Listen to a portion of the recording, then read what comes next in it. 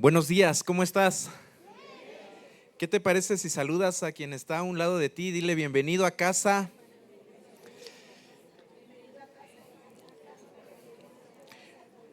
El día viernes meditamos sobre un aspecto que me gustaría retomar sobre este lugar, bueno, sobre esta casa. Jacob un día tuvo un sueño y se refirió al lugar donde vio esto. Y tuvo miedo y dijo: cuán terrible es este lugar. No es otra cosa que casa de Dios y puerta del cielo. ¿Sabes que esta casa es casa de Dios y puerta del cielo? Y si tú recuerdas la historia, dice que ve ángeles, que ve una escalera que estaba en tierra, apoyada en tierra, y llegaba hasta el cielo, y había ángeles que subían y bajaban. ¿Sabes? En este tiempo de alabanza, de adoración, esto está ocurriendo ahorita. ¡Wow! Qué tremendo. Me gustan las palabras que toma, que habla Jacob, y dice: qué terrible lugar es este. ¿Por qué terrible? Porque la presencia del Dios que creó el universo, la presencia de Dios que formó todas las cosas, que te dio vida y me dio vida, hoy está presente aquí. Él prometió: donde están dos o tres congregados en mi nombre, allí está Él. Y así es que a mí me da mucho gusto que tú estés aquí. Veo muchas caras y creo que el Señor desea hablarnos. ¿Sabes que Dios habla? Acompáñame por favor al libro de Éxodo. Este es uno de los pasajes que me gustan mucho de la Escritura, porque describen un poquito. El libro de Apocalipsis también describe en gran manera cómo es Dios, las características que Dios tiene, como ojos de fuego, ¿verdad? Como voz de trueno. Pero en el libro de Éxodo, capítulo 19, el Señor hace una aparición en el monte Sinaí con Moisés y con todo el pueblo de Israel. Yo me imagino, bueno, porque dice, mira, el versículo 17, Éxodo 19, 17, y posteriormente oramos. Dice: Moisés llevó a la multitud fuera del campamento para encontrarse con Dios. ¿Puedes decir conmigo: encontrarse con Dios? Y todos se pararon al pie de la montaña. Dice que había una multitud, o sea, muchísima gente para encontrarse con Dios. Se pararon al pie de la montaña y dice, el monte Sinaí estaba, fíjate cómo estaba, imagina esta escena. El monte estaba totalmente cubierto de humo, porque el Señor había descendido sobre él en forma de fuego. ¡Wow! Imagínate que estaba ahí, eres parte de la multitud y ves que el monte de repente empieza a llenarse de humo, pero sabes que no es más que la presencia de Dios que está descendiendo físicamente en forma de humo. Sabes que esta casa también está llena de la gloria de Dios y su presencia ha descendido en este lugar y Él está aquí con nosotros. Y mira, sigue diciendo, el Señor había descendido sobre él en forma de fuego. Nubes de humo subían al cielo como el humo que sale de un horno de ladrillo. ¿Sabes? No era una llamarada chiquita. No era como cuando apagas un cerillo y el humito que sale así poquitito. ¿Sabes? Estaba todo el monte cubierto de un humo en gran manera. Dice, y todo el monte, además de que había humo, dice, todo el monte se sacudía violentamente. ¿Has visto un monte sacudirse? De hecho, por ejemplo, cuando hay un sismo, cuando hay un movimiento, ¿verdad?, de la tierra, generalmente en los montes, ¿se siente o no se siente? Bueno, aquí estaba descendiendo la presencia de Dios y ese monte se sacudía completamente en gran manera. Imagínate esa escena: hay fuego, hay humo, hay un terremoto en el monte. Y dice, a medida que el sonido del cuerno de carnero, una trompeta, se hacía cada vez más fuerte, Moisés hablaba y Dios le respondía con voz de trueno. O sea, además de todo esto, escucha truenos. que cimbraban todo el lugar. Sabes que Dios habla y Dios está presente aquí, con voz como de trueno. El Señor descendió sobre la cumbre del monte Sinaí y llamó a Moisés a la cima. ¿Qué le dijo a Moisés? Ven a la cima. Híjole, yo no sé a quién le daría miedo subir después de todo esto que acabamos de mencionar. Y Dios le dice a Moisés, sube. Así que Moisés subió al monte. ¿Cuál es el contexto de esto? Algunos versículos atrás, el mismo capítulo, el versículo 4, Dios le habla a Moisés y para todo el pueblo es este mensaje y le dice, ustedes vieron lo que hice con los egipcios. Saben cómo los llevé a ustedes sobre alas de águila y los traje hacia mí. Acaba de ocurrir que el Señor liberó al pueblo de Israel y cruzaron y los persiguieron los egipcios y están ahí, ¿verdad? En el desierto y Dios les recuerda y dice, ustedes vieron lo que hice con los egipcios. Saben cómo los llevé a ustedes sobre alas de águila y los traje hacia mí. Ahora bien, si me obedecen y cumplen mi pacto, ustedes serán mi tesoro especial entre todas las naciones de la tierra, porque toda la tierra me pertenece. Ustedes serán mi reino de sacerdotes, mi nación santa. Este es el mensaje que debes transmitir a los hijos de Israel. Dios le dijo a Moisés, transmite esto. Y el pueblo de Dios tuvo una respuesta. El versículo 8 del capítulo 19 de Éxodo dice, y todo el pueblo respondió a una voz, haremos todo lo que el Señor ha ordenado. Entonces Moisés llevó al Señor la respuesta del pueblo. Oramos, Padre, te damos gracias en el nombre de Jesús. Pedimos, Señor, que tu palabra nos enseñe, nos guíe, que tu Espíritu Santo nos revele esta palabra, Señor, nos muestre a Cristo y que podamos ser transformados más y más al carácter de nuestro Señor Jesús. Guíanos, Espíritu Santo, a toda verdad. Tú eres digno, Señor, de recibir toda la honra, toda la gloria y la alabanza. Amén. Dios está hablando con Moisés y le dice, ¿sabes qué? Yo deseo y yo quiero que ustedes sean un pueblo especial para mí. Y le pregunta, ¿están de acuerdo? Y el pueblo dijo, haremos todo lo que el Señor quiere, todo lo que el Señor ha ordenado. Entonces Moisés llevó al Señor la respuesta del pueblo. Y luego entonces acontece lo que leímos al principio, ¿verdad? Este monte y viene el humo, la sacudida violenta del monte, la voz de trueno. Y entonces el siguiente capítulo habla acerca de los 10 mandamientos. ¿Cuántos conocen los 10 mandamientos? Amén. Ok, a ver, ¿algún valiente que sepa los 10 mandamientos completitos? Amén. Híjole, ¿qué tema? Bueno, hoy vamos a meditar en algunos aspectos de estos mandamientos. Éxodo capítulo 20 los enlista. Y Dios precisamente le dice a Moisés, el versículo 1 del capítulo 20, dice, luego Dios le dio al pueblo las siguientes instrucciones. Y empieza, yo soy el Señor tu Dios, quien te rescató de la tierra de Egipto, donde eras esclavo.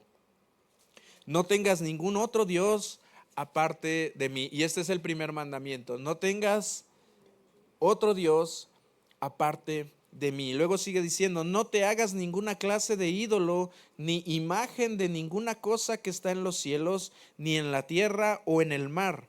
No te inclines ante ellos, ni les rindas culto, porque yo, el Señor tu Dios, soy Dios celoso. Acabamos de cantar, ¿verdad? No daremos gloria a quién, a ningún otro. Solo tú mereces toda la gloria, oh Dios. Qué hermosa alabanza acabamos de cantar y acaba de salir de nuestros labios. Y es esto, Dios es un Dios celoso, quien no tolerará que entregues tu corazón a otros dioses. Que no tolerará que entregues ¿qué? Tu corazón. ¿Sabes? El Señor anhela tu corazón y anhela mi corazón. Ciertamente en este momento el Señor le está entregando a Moisés una lista y a todo el pueblo de Israel una lista de los 10 mandamientos, que en realidad es un resumen de 613 mandamientos que contenía la ley y que realmente dice la Escritura que la ley fue puesta para que pudiéramos nosotros ver que somos pecadores, para que tú y yo pudiéramos ver y entender que necesitamos a un Salvador que diera su vida para que pudiéramos tener una relación con Dios, porque a base de la ley nadie podría ser salvo, nadie podría cumplir esta ley perfectamente. Pero a mí me llama la atención que dice, ¿sabes que lo que a Dios le interesa no es que cumplas estos mandamientos como una obligación? No es que Dios esté con un látigo, ¿verdad? Y no tengas dioses ajenos delante de mí. Y saca el látigo. Ese no es Dios. Porque aquí lo dice explícitamente, dice, quien no tolerará que entregues tu corazón a otros dioses. Esto nos plantea la perspectiva entonces del amor. El amor de Dios es tan grande por nosotros que nos entrega aún estos mandamientos. Hoy tú y yo no estamos bajo la ley, dice la Escritura, sino estamos bajo la gracia. Sin embargo, tú y yo damos una evidencia de esa gracia cuando cumplimos los mandamientos por amor a Dios, por obediencia a Dios. Dice la Escritura, ¿verdad? Y es un mandamiento. Amarás al Señor tu Dios ¿con qué? Con todo tu corazón. Ciertamente, o sea, la gracia no anula estos mandamientos. Más bien tenemos que hacerlos un fruto de esa gracia. Obedecemos, caminamos en el Señor por esto. Dice, ahora, versículo 6 de Éxodo 20 dice, pero derramo amor inagotable por mil generaciones sobre los que me aman y obedecen mis mandamientos. Estos mandamientos que acabamos de leer al principio tienen que ver con que solamente a Dios demos toda la gloria, que solamente a Dios demos nuestro corazón. Tu corazón y mi corazón tienen un trono, un gobierno, por llamarlo de alguna manera. Y Dios desea estar ahí. ¿Para qué? Para que nos bendiga, para que nos vaya bien. No porque nos va a castigar si no lo hacemos, sino porque realmente nosotros estaríamos invalidando lo que Él desea para nosotros mismos. Y entonces Dios les dice, hey, no tengas dioses ajenos, dame tu corazón a mí. Pero ¿qué pasa? ¿Sabes qué? En cuanto Moisés bajó del monte, el primer mandamiento que Dios les había dicho, que no tuvieran otro Dios, ya lo habían roto. Ya habían creado un becerro de oro y expresaron estas palabras. Dijeron, este es tu Dios que te sacó de Egipto. Borraron al Señor de su corazón y pusieron a un ídolo. En este caso fue un becerro de oro. Esto que estamos hablando, ¿sabes? Es la definición de una palabra que se llama idolatría. ¿Qué es la idolatría? Por definición, es darle el lugar de Dios a algo o a alguien. Di conmigo, a algo o a alguien.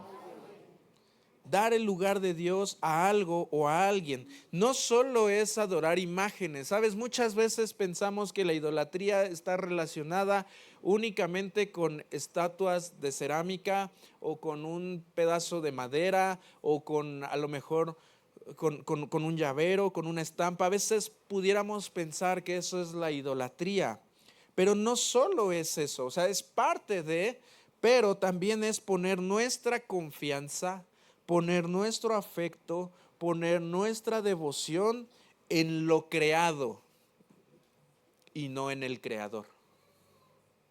Cuando tú pones tu confianza, pones tu afecto, pones tu devoción, ¿sabes qué es confianza? Fe. Cuando tú pones tu fe sobre algo creado y no en el creador, eso se llama idolatría. y puede ser muy sutil. Acabamos de leer en Éxodo, ¿verdad? Mira lo que dice la carta a los Romanos, capítulo 1, versículos 21 al 23, y posteriormente vamos a leer el 25. Y está hablando la carta a los Romanos, capítulo 1, de unas personas que definitivamente decidieron ignorar a Dios y darle la espalda para seguir en sus propios caminos, para seguir en sus propios pecados. Y dice la carta a los Romanos 1:21, dice, es cierto, ellos conocieron a Dios, pero no quisieron adorarlo como Dios ni darle gracias. Está hablando de personas que deliberadamente dijeron, no queremos adorar a Dios ni darle gracias. En cambio, dice, comenzaron a inventar ideas necias sobre Dios. Idolatría también pueden ser ideas acerca de Dios, ideas incorrectas acerca de quién es Dios, de cómo es Dios. Y hubo un resultado. ¿Cuál fue el resultado? La mente les quedó en oscuridad y confusión. La idolatría trae esto a nuestro corazón, oscuridad y confusión. No podemos ver, dice en otro lugar de la Escritura, refiriéndose a estos ídolos que fabricaron personas, ¿verdad? Estatuas. Dice que el que las adora se vuelve como es esa imagen o esa estatua, que tiene ojos pero no ve, que tiene manos, ¿verdad? Pero no toca, tiene boca pero no habla. No tiene una visión, no tiene manera, ¿verdad?, de que haya una luz. Dice entonces, afirmaban ser sabios, pero se convirtieron en completos, ¿qué? Necios. Y en lugar de adorar al Dios inmortal y glorioso, rindieron culto a ídolos que ellos mismos se hicieron con formas de simples mortales, de aves, de animales de cuatro patas y de reptiles. Y mira el versículo 25, dice, cambiaron la verdad acerca de Dios por una mentira. Di conmigo, una mentira. Híjole, cambiaron la verdad por una mentira. Y así rindieron culto y sirvieron a las cosas que Dios creó, pero no al Creador mismo. Eso se llama idolatría. Sirvieron a lo creado por Dios y no a Dios mismo, quien es digno de eterna alabanza. Amén, dice la carta. Cuando alguien valora más la aprobación humana, el dinero, una tradición familiar o incluso su propia comodidad, más que a Dios, fíjate, no está diciendo que el dinero es malo, no está diciendo sobre la aprobación humana que sea mala, no está diciendo que no tengas comodidades. Realmente Dios desea eso para nosotros. Dios desea prosperarte, Dios desea que te vaya bien. El problema es cuando en nuestro corazón le damos mayor importancia a estas cosas que a Dios mismo. Aquí ya no estamos hablando precisamente de imágenes o de estatuas, aunque son parte o son una forma de la idolatría. Hay ejemplos en la Biblia sobre la idolatría. Ya hablamos del becerro de oro que crearon, Éxodo capítulo 32, versículos 1 al 8. Únicamente quiero leer el versículo 4 de Éxodo 32. Dice, entonces Aarón tomó el becerro, lo fundió y lo moldeó hasta darle la forma de un becerro. ¿Quién lo hizo? Aarón. Cuando los israelitas vieron el becerro de oro, exclamaron, oh Israel, estos son los dioses que te sacaron de la tierra de Egipto. Pero si los acababan de formar, tenían horas de ser formados, ¿cómo es posible que ellos serían quienes liberaron al pueblo de Israel de mano de los egipcios? Suena absurdo, ¿verdad? Carece de sentido común. Claro, ¿por qué? Porque la idolatría nubla tu entendimiento, nubla tu juicio, nubla la verdad. No la puedes ver aunque la tengas enfrente, no lo puedes entender. Y sabes, todavía te hace necio, hace que permanezcas diciendo eso es cierto, eso es verdad. ¿Dónde más? Hubo reyes en el pueblo de Israel que introdujeron ídolos. Primer libro de Reyes, capítulo 12, versículos 28 al 30. Dice, entonces siguiendo la recomendación de sus consejeros, el rey hizo 2 becerros de oro. Otra vez los becerros. Después dijo a la gente, para ustedes es muy complicado ir hasta Jerusalén a adorar. ¿Iban a ir a Jerusalén a qué? A adorar. Miren, israelitas, estos son los dioses que los sacaron de Egipto. Otra vez recapitulan con los becerros de oro. Versículo 29, Jeroboam colocó uno de los ídolos con forma de becerro en Betel, que por cierto, Betel es el lugar donde Jacob tuvo ese sueño, donde vio una escalera y dijo, este es un lugar terrible porque está la presencia de Dios aquí. Bueno, allí mismo, años después, pusieron un ídolo. ¡Wow! Y el otro lo puso en Dan, es decir, en ambos extremos de su reino. Esto llegó a ser un gran pecado, di conmigo, un gran pecado. Porque la gente rendía culto a ídolos y viajaba hasta Dan, al norte, para rendir culto al becerro que estaba allí. Otro ejemplo, Israel y los ídolos de las naciones. Jeremías capítulo 2, versículos 11 al 13. Estamos hablando un poquito de la historia en general del pueblo de Israel. Versículo 11 del capítulo 2 de Jeremías dice, ¿alguna vez una nación ha cambiado sus dioses por otros, aun cuando no son dioses en absoluto? Está haciendo una pregunta. Dice, está hablando Dios y dice, sin embargo mi pueblo ha cambiado a su glorioso Dios. Fíjate hasta qué punto llegó la gente a cambiar al glorioso Dios por ídolos inútiles. ¿Sabes que tú y yo muchas veces cambiamos al glorioso Dios y cambiamos la gloriosa presencia de Dios por ídolos inútiles? Muchas veces ni nos percatamos de ello porque estamos tan enrolados en nuestro rollo, disculpen la redundancia y la expresión, pero estamos tan metidos en nuestra vida que dejamos de lado la definición de idolatría en nuestro corazón. Fíjate, cambiaron a su glorioso Dios por ídolos inútiles. Los cielos están espantados. Fíjate, hubo un espanto en el cielo cuando ante semejante cosa y retroceden horrorizados y consternados, dice el Señor. Versículo 13, pues mi pueblo ha cometido 2 maldades. ¿Cuáles son esas 2 maldades? 1, me ha abandonado a mí. El primer mandamiento otra vez, ¿verdad? La fuente de agua viva. Y número 2, ha cavado para sí cisternas rotas que jamás pueden retener el agua. Eso es la idolatría, estimada familia. Es como darnos un balazo en el pie, como dice una expresión. Es como cavar o es como crear una cisterna. ¿Para qué construyes una cisterna? Pues para que tenga agua, ¿verdad? Sobre todo aquí en Fuentes y en todo Ecatepec, que carecemos de agua. Pues construyes una cisterna para que tenga agua. Y tienes un plan y tienes un proyecto y deseas que todo te vaya bien, pero ¿sabes qué? Esa cisterna está rota porque cuando se trata de llenarse de la presencia de Dios, cuando se trata de llenarse de agua, el agua es un simbolismo de la palabra de Dios, pero cuando tratas de llenarte de la palabra de Dios, pero has dejado a Dios por un ídolo, por una idolatría, ¿sabes qué ocurre? La palabra se va, se esparce. No logra contenerse. Por eso es que muchas veces tú puedes venir a la iglesia y puedes escuchar un sermón, puedes escuchar 2, puedes escuchar a una persona, puedes escuchar a 2 personas, puedes escuchar profecía. ¿Y qué crees que se va a quedar en tu vida?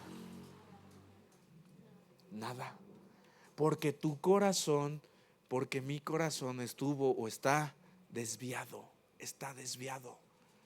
no desea nada con Dios. Entonces es una cisterna, rota que jamás puede retener agua. Cada vez que Israel cayó en idolatría, se alejó del propósito de Dios y vino destrucción. No porque Dios lo deseara, sino porque voluntariamente la gente abandonó a Dios. Juan dice que los hombres amaron más las tinieblas que la luz. ¿Por qué? ¿No han leído eso? Porque sus obras eran malas. ¿Por qué uno abandona a Dios? Pues porque me gustan más otras cosas. Así de sencillo. No necesitamos gran revelación. Uno no busca a Dios, ¿por qué? Pues porque tengo otra prioridad. Eso por definición se llama idolatría. Cada vez que Israel cayó en idolatría, se alejó del propósito de Dios y vino destrucción. Dios es celoso, no comparte su gloria. No comparte su gloria. Ahora hay una idolatría sutil que puede infiltrarse en nuestro corazón. La idolatría de este tipo generalmente enfatiza cierta forma de desobediencia o deliberada o intencional, sin intención. Desobediencia. La Escritura relaciona la desobediencia con idolatría. Vino el hombre, ¿verdad? El profeta y le habla y le dice, oye, es que ¿sabes qué? Dios más que los sacrificios valora la obediencia, porque como pecado de hechicería, de brujería, es precisamente la desobediencia. Y esta forma, dice, su presencia en la Biblia se extiende. Este hecho, este acontecimiento, lo encontramos, la desobediencia, desde Génesis hasta Apocalipsis. Apocalipsis menciona también que hubo una parte, ¿verdad?, de gente, y está hablando a las iglesias, que renunciaron a la verdad de Jesús, a la verdad del Evangelio, por ir tras ídolos. Aún a los creyentes, aún a los que ya se congregaban en una iglesia. Esta parte, estimada familia, es muy sutil. Repito, tal vez no te des cuenta, o tal vez sí, pero digas, estoy en la gracia y Dios me perdona.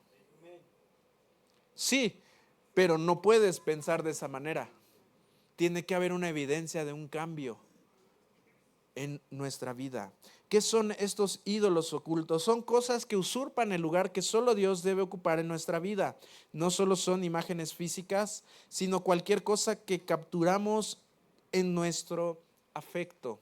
Cualquier cosa que capturamos en nuestro afecto, posesiones, poder, logros, estatus, e incluso son personas.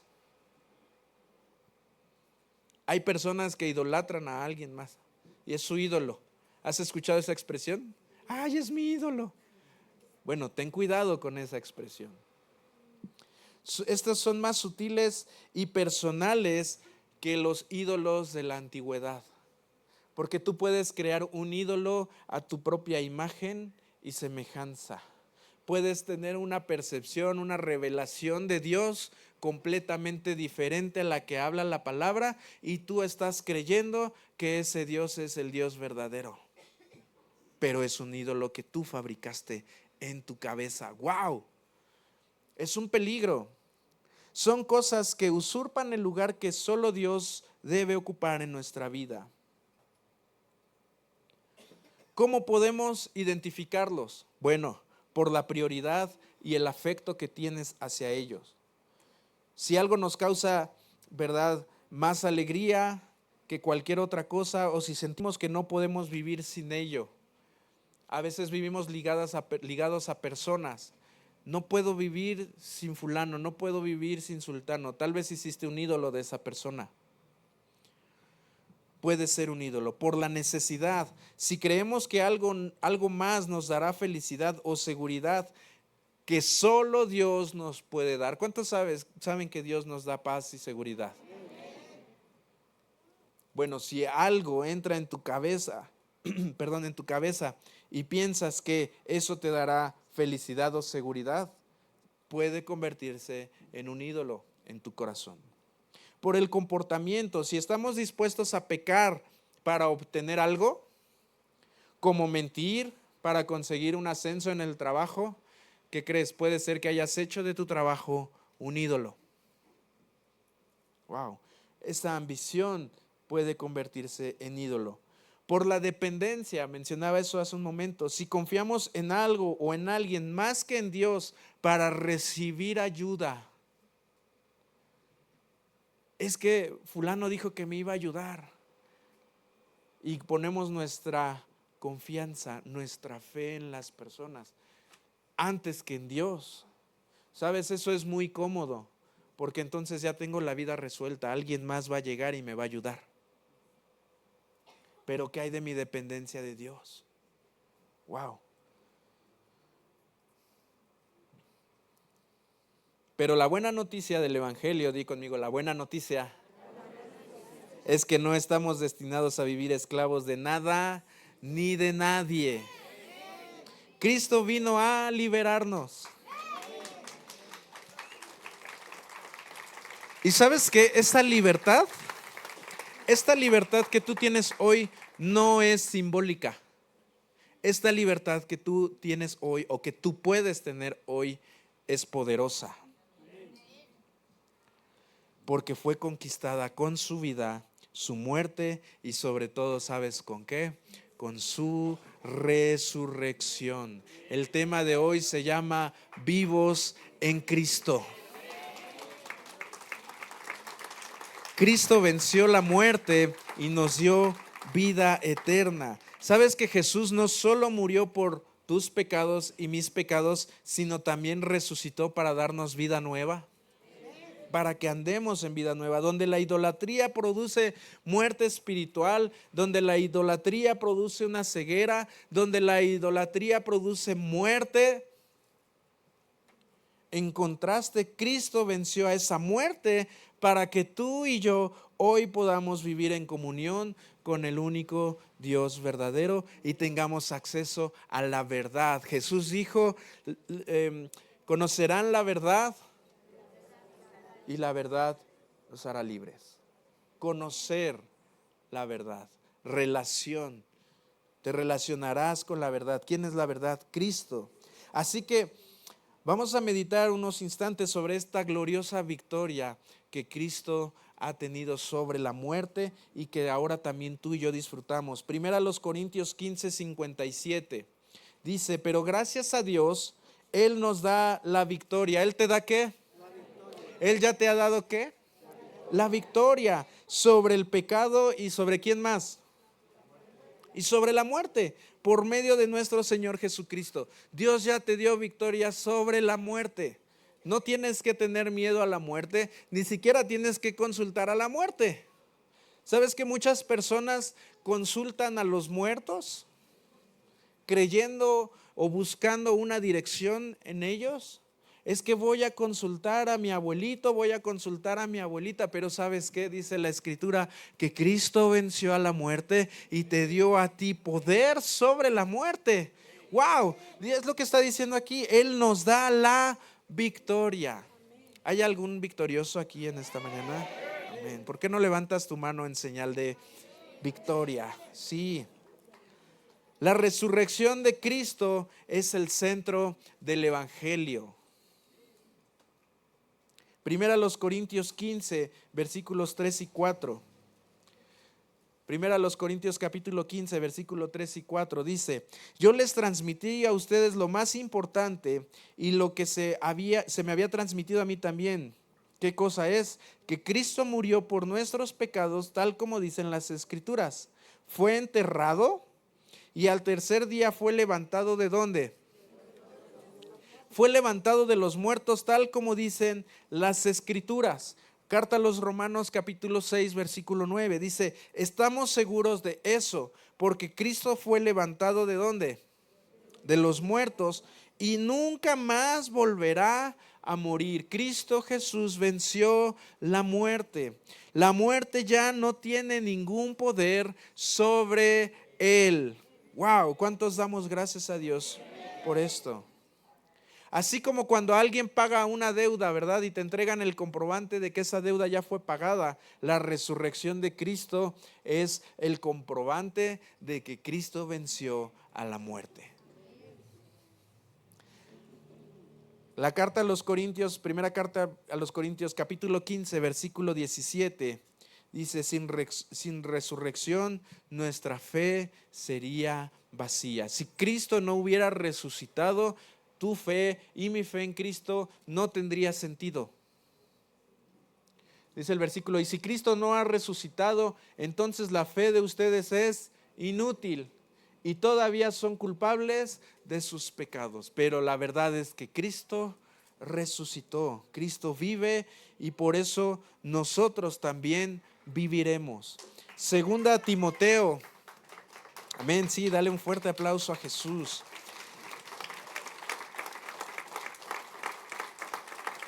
Segunda carta a Timoteo, capítulo 1, versículo 10. Y ahora todo esto Él nos lo ha hecho evidente, mediante la venida de Cristo Jesús, nuestro Salvador. Destruyó el poder de la muerte e iluminó el camino a la vida. ¿Qué hizo? Iluminó el camino a la vida y a la inmortalidad por medio de la buena noticia del Evangelio. Carta a los Hebreos, capítulo 2, versículos 14 y 15. Debido a que los hijos de Dios son seres humanos hechos de carne y sangre, el Hijo también se hizo de carne y sangre, pues solo como ser humano podría morir y solo mediante la muerte podía quebrantar el poder del diablo. ¿Qué hizo? Quebrantó el poder del diablo. ¿Quién tenía el poder sobre la muerte? ¿Quién tenía el poder sobre la muerte? El diablo. Y bien está escrita esta palabra, dice tenía, porque ya no lo tiene. Únicamente de esa manera el Hijo podía liberar a todos los que vivían esclavizados por el temor a la muerte. ¿Sabes qué? Vivimos en estos días, en estas fechas, algo que culturalmente, porque hoy en día se le llama cultural, ya no es un aspecto que tiene que ver con religión. Hoy en día se le llama cultura. Culturalmente conmemoramos a los muertos y culturalmente construimos una ofrenda, culturalmente se le pone una veladora, una fotografía. Hay películas, ¿verdad? Bien bonitas para niños que dicen, ay, mira, regresó y es la abuelita.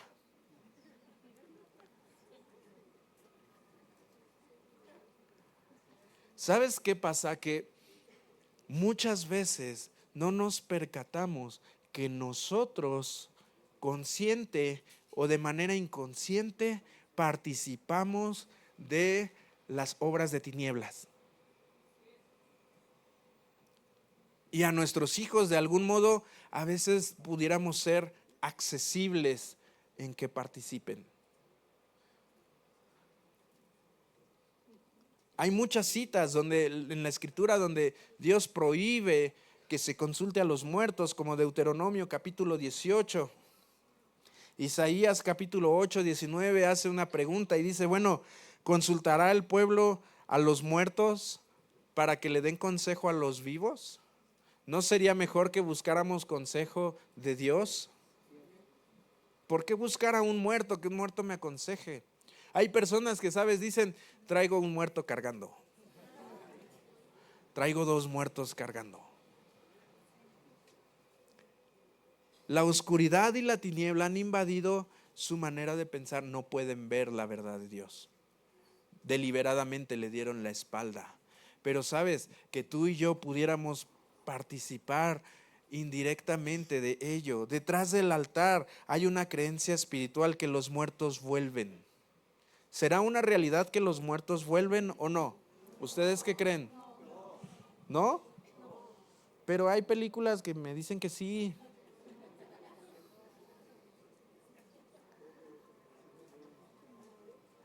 Acompáñenme por favor a la carta a los Hebreos capítulo 9 versículo 27.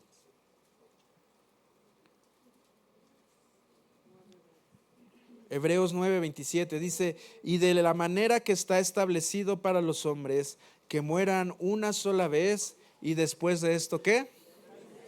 El juicio. Después de que mueres, va el juicio.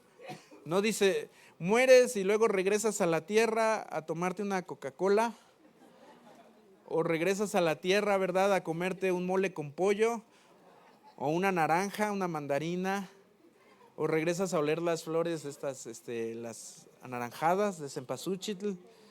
No, Eclesiastés capítulo 9, versículo 5 nos enseña, porque los que viven saben que han de morir,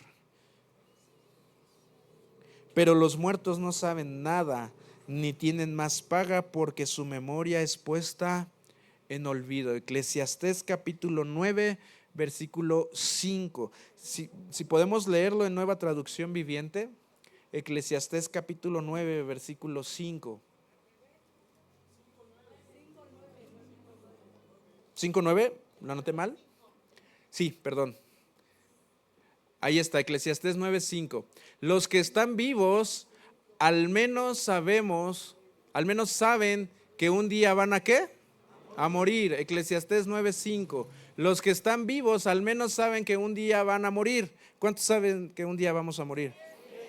¿Cuántas veces? ¿Una o dos? Una sola vez, porque solo participaremos de la muerte, de la separación de nuestro espíritu, de nuestro alma y de nuestro cuerpo, pero vamos con el Señor a la vida eterna. Pero dice, los que están vivos al menos saben que un día van a morir, pero los muertos, ¿qué saben?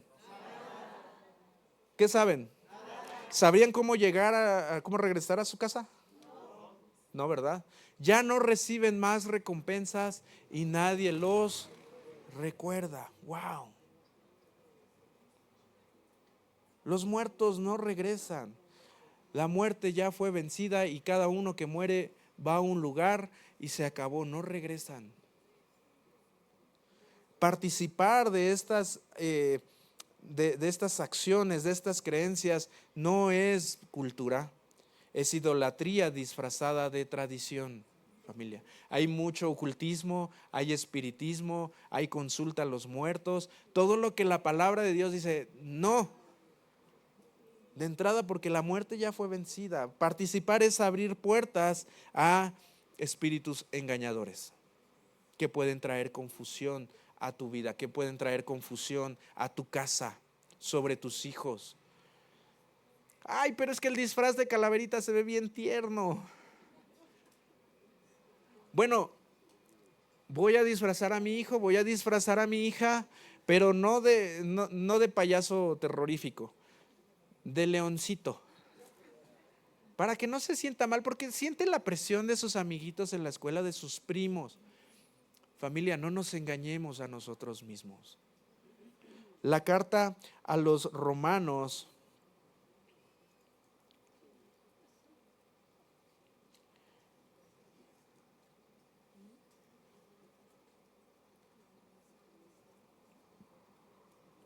Romanos capítulo 13, versículo 12 dice: desechemos pues las obras de las tinieblas.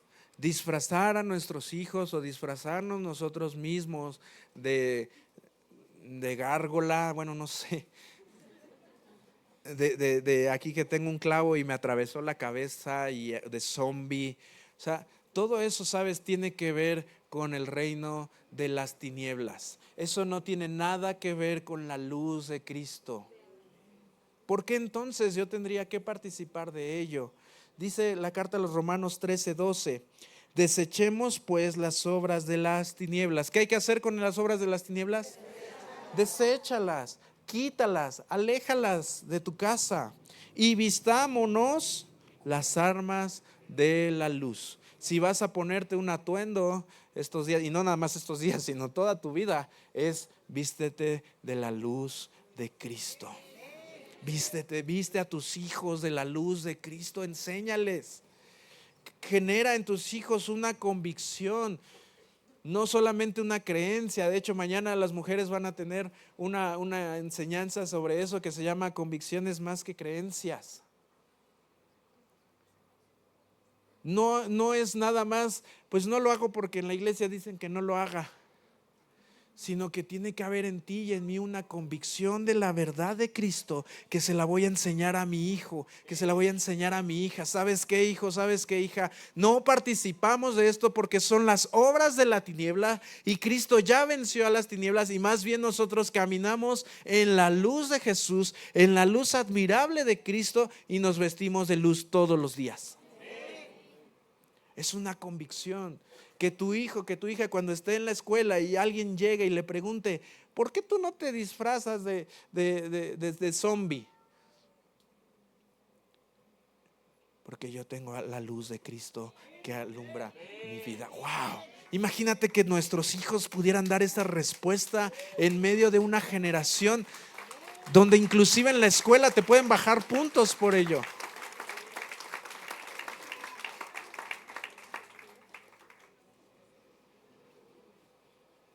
Pues si me vas a bajar puntos, bájamelos, pero no voy a desechar eso.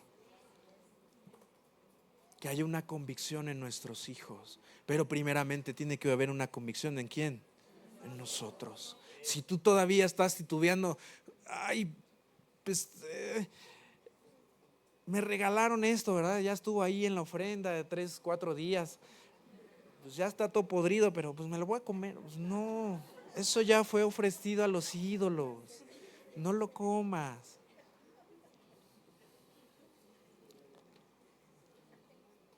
Efesios 5:11 no solamente dice que las deseches, las obras de las tinieblas. Efesios 5:11 dice: y no participéis en las obras infructuosas de las tinieblas, sino más bien que repréndelas. O sea, no solo las deseches, también repréndelas. La mentira también es obra de las tinieblas, ¿eh? O sea, ahorita estamos hablando, o quiero enfocarlo sobre este aspecto de la celebración a los muertos. Pero la mentira también es obra de las tinieblas. El chisme también es obra de las tinieblas. Un secretito que traigo por acá guardado también es obra de las tinieblas. Deséchalo, tráelo a la luz. Repréndelo. Wow.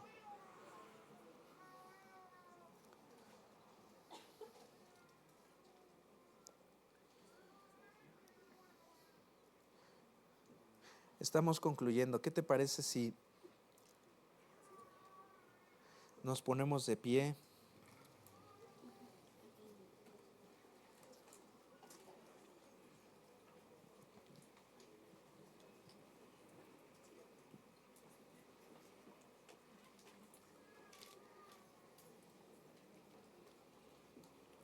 Hay muchas palabras, muchas citas bíblicas que nos hablan de esto. ¿Qué relación pues tiene la luz con las tinieblas? Ninguna, ¿verdad? Es una parte de la Escritura. Podríamos hablar y hablar y hablar y hablar. Necesitamos caminar en una convicción en Cristo. La idolatría tiene muchas caras, muchas maneras de presentarse. Repito, no es una estatua nada más, no es una estampita, y a veces caemos en juzgar a quienes depositan su fe en ello. No podemos juzgar. De algún modo, repito, hay idolatría o puede haber idolatría en el corazón, y es lo mismo. Más bien, ¿por qué no reconocemos ante el Señor que Él es digno de recibir toda la gloria? Que respetamos, que entendemos en qué lugar estamos parados.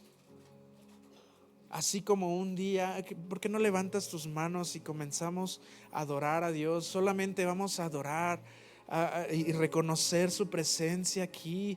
Y vamos a darle gracias porque Él trajo a nuestra vida. Dice: yo he venido para que tengan vida, no para que tengan muerte. No para que celebren a los muertos, porque ellos ya no saben nada. sino para que tengan vida y la vivan en abundancia. Nosotros no predicamos, no celebramos a los muertos, celebramos la vida en Cristo Jesús. Y una manera de hacerlo es adorándole y diciéndole: Señor, no daremos gloria a nadie más, no levantaremos altares a nadie más. No daremos gloria a ningún otro. Cristo, tú Señor, que podamos transmitir esta convicción a nuestros hijos, a nuestras generaciones, aunque el mundo enseña todo lo contrario, aunque pudiera haber una gran presión social, Señor, nosotros permaneceremos firmes enseñando la verdad, porque tú nos has hecho luz, porque tenemos la luz admirable de tu palabra en nosotros. Señor, que tengamos una convicción más que una creencia muerta. En el nombre de Jesús te damos gracias. Amén.